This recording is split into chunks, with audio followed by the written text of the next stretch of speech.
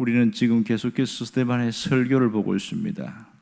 지난 시간에 봤던 것처럼 야곱이 자신의 죽은 이후에 애굽에 묻지 말고 가나안에 묻어달라 이렇게 해서 그가 막벨라 굴에 묻히게 되었습니다. 이것은 자신이 단순한 그냥 가나안이 아니라 후손들이 앞으로 어디로 가야 할 것인가, 그들이 가나안 땅으로 향해 가야 된다는 것을 보여주는 어떤 교량 역할, 그래서 막벨라 굴에 대한 이야기를 강조한 것이 나옵니다. 그런데 오늘 17절에 보면 특별히 이렇게 나옵니다. 하나님이 약속하신 때에 그 때가 가까움에 그랬습니다. 아브라함에게 약속하신 때가 가깝다, 이 얘기를 하고 있습니다.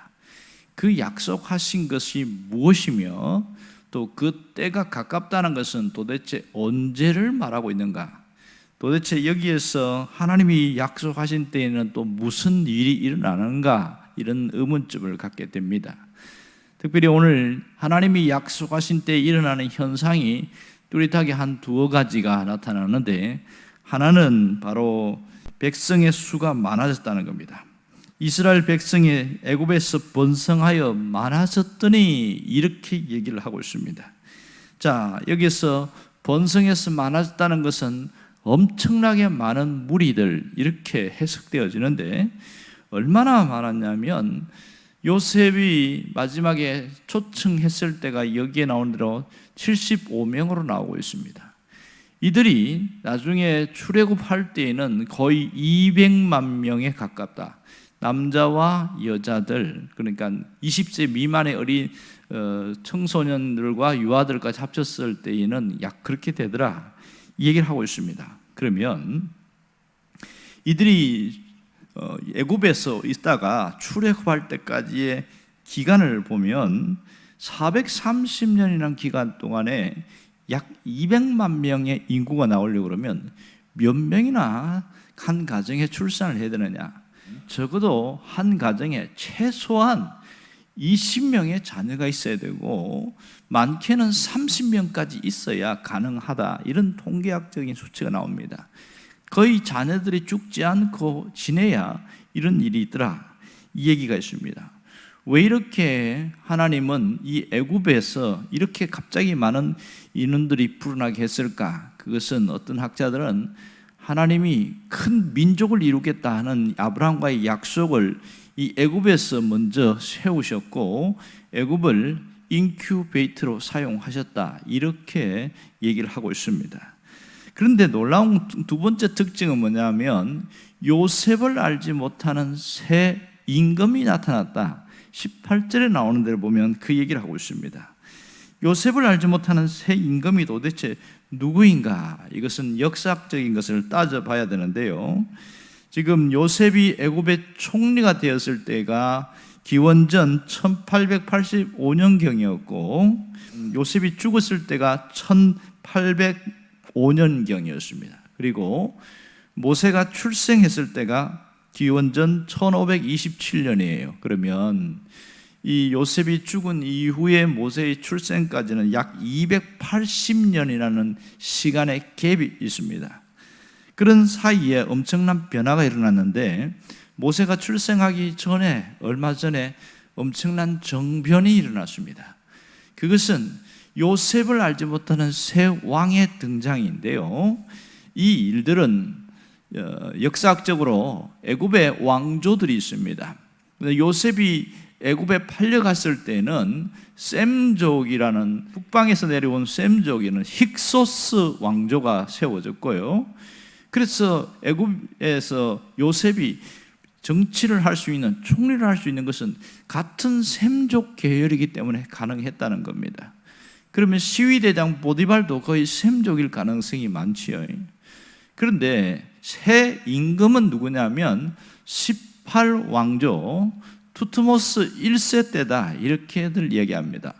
어떤 분은 아멘호텝 1세라고 표현도 하고 투트모스 1세라고 하는데, 어쨌든 이것은 셈족이 아니고 함족의 원래 본토인들이었습니다. 그러니까 유일하게 17왕조만 북방에서 와서 조지의 원주민들이 노예가 되어버렸고, 다시 함족인 18왕조에서 다시 올라왔습니다. 그래서 자기들의 정권을 다시 장악하게 되었는데, 문제는 이 이집트에 내려온 이스라엘 민족들이 자유인이 됐다가 함족 계통의 왕조가 다시 돌아서면서 그들은 노예가 되어버렸다. 이것이 뚜렷한 특징입니다. 엄청난 일들이 일어났지요. 그 여파로 무슨 일이 일어나냐면, 이 요셉을 알지 못하는 새 왕이 내린 정책 중에 하나는, 여기서는 교활한 방법을 써서 조상들을 괴롭혔다. 19절에 보면 그 얘기가 나오는데, 그 교활한 방법이라는 것은 학대를 하기 시작한 겁니다. 단순히 그냥 노예로만 쓰는 것이 아니라 이들이 자꾸 인구가 불어나는 것이 두려웠던 거죠. 불과 얼마 전에, 몇 년 전에 지금 왕조가 한 번 바뀌어서 자리를 잡기 직전이니까 세상에 200만 명이라고 그러면 얼마든지 다시 옛날 그게 있는 힉소스 그 무리들과 함께 결탁을 해서 정변, 반란을 일으킬 가능성이 굉장히 많았단 말이에요. 거기에 대해서 두려워서 계속 학대를 하기 시작해서 그 고센 지역, 이스라엘 민족들이 살고 있는 그 고센 지역에 국고성 비돔과 람셋을 지었습니다. 그 흔적이 지금도 남아 있습니다. 이런 일을 했고, 여기에서 하나 더 한 게 뭐냐면 산하 제한 정책을 썼습니다. 아이들을 많이 못 낳게 했어요. 의도적으로. 산하 제한 정책에서 가장 중요한 것을 노동을 무리하게 시켰습니다. 성경 출애굽기 보면 벽돌을 이렇게 굽게 하는데 어떤 하루에 몇 장을 구워라, 이 할당량이 있는데 거기에 약간 1.5배를 하게 한 겁니다. 그래서 아침 일찍 출근해서 밤 늦게까지 죽으라고 일을 해서 그렇게 해서 산하 제한 정책을 쓰기로 했는데 그것도 마음대로 안 되는 거예요. 그래서 두 번째는 극약 처방을 했는데, 남자가 태어나면 죽이도록 했습니다. 그걸 공개적으로 할 수가 없으니까 히브리 산파들을 불러서 남자가 태어나게 되면 감별을 해보고 그냥 죽여서 없애라. 그런데 그 산파들이 하나님을 경외하는 사람들이니까 그 말을 안 들었거든요. 그리고 아주 적당한 핑계를 대서 위기를 잘 넘겼어요. 그랬더니 왕이 야, 이러면 안 되겠다. 세 번째 고민한 것은, 이제는 대놓고 사내 아이들은 태어나면 무조건 나일강에 던져라, 악어밥으로 던져버려라, 이렇게 돼버린 거예요. 이 교활한 방법이라는 것이 이러한 과정을 거쳤다는 것을 알 수 있습니다. 결국은 그렇게 압박을 하고 도저히 못 살게 된 그런 상황이니까 이 이스라엘 민족들이 하나님 앞에 호소하기 시작하는 겁니다. 부르짖고 또 부르짖고, 이런 일들이 몇십 년간 계속 이어진 사건들이 출애굽기에 나옵니다. 그럼 여기서 하나님이 정하신 때가 가깝다, 이르렀다는, 이것은 뭘 이야기하는가? 오늘 이 해답은 7장 6절에서 보여주고 있습니다.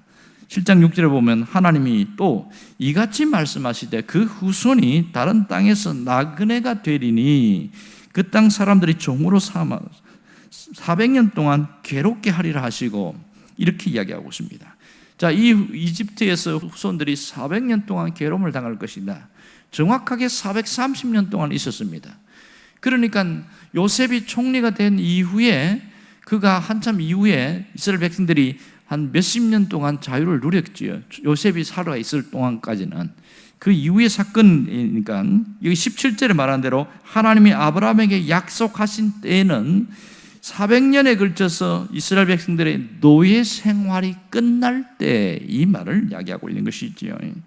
자, 여기서 400년의 종살이가 끝날 때 이 얘기를 하는데, 이것이 하나님께서 원하신 뜻이었습니다. 좀 전에 말씀드린 처럼 왜 하나님이 종살이를 하게 했는가? 단순한 이 아브라함의 실수 때문에 나타난 것이 아니라는 걸 알아야 됩니다. 아까 말씀드린 것처럼 하나님은 이 가나안 땅에서는 엄청난 인구가 불어날 수 있는 그런 준비가 되지 않았어요. 일단 먹을 것이 풍족하지 않았고, 또 하나는 수도 없는 외세의 침략에 시달리게 되기 때문에 그것 때문에 편안하게 살 수가 없는 상황이에요. 그런데 고센 땅, 애굽의 고센 땅은 땅 자체가 굉장히 비옥하고 먹을 게 풍부하고 여유롭습니다. 그리고 요셉이 정치하고 있을 때니까 얼마든지 안정된 생활이 자리를 잡을 수 있게 되어졌어요. 그 짧은 시간 안에 하나님은 굉장히 큰 민족을 이루겠다는 하나님의 뜻을 여기서 하나님이 만들어 나가신 것을 알 수 있습니다. 자, 여기서 하나님께서 새 왕을 등장시켜서 심하게 학대와 핍박을 하게 하는 이유는 하나님의 그 작정하신 때를 이루려고 하는 것입니다. 그것이 출애굽이에요. 하나님이 작정하신 것은 출애굽입니다. 상식적으로 생각해 보면 만일 정변이 일어나지 않아서 힉소스 왕조가 계속해서 통치를 했을 경우에 어떻게 됐을까? 지금 그 애굽에서 많은 기록들을 다 지워버렸어요. 17왕조에 대한 기록은 자신들이 수치스럽다 그래서 싹 없애버려서 없는데도 불구하고 아직도 흔적들이 나타나는데, 그게 뭐냐면 그때의 관리들 중에 히브리 사람들에 대한 표현들이 나오고 있어요.